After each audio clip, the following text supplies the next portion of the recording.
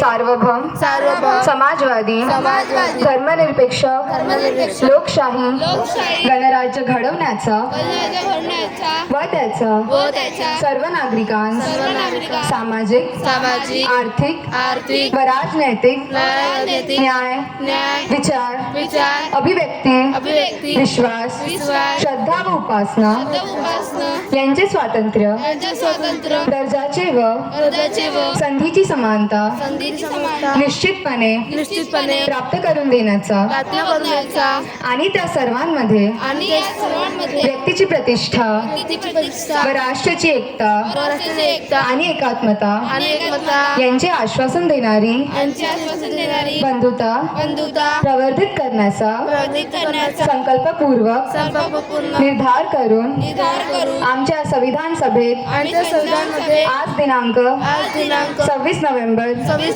1949 रोजी याद्वारे हे संविधान अंगीकृत आणि अधिनियम करून स्वतःप्रत अर्पण करत आहोत. जय हिंद.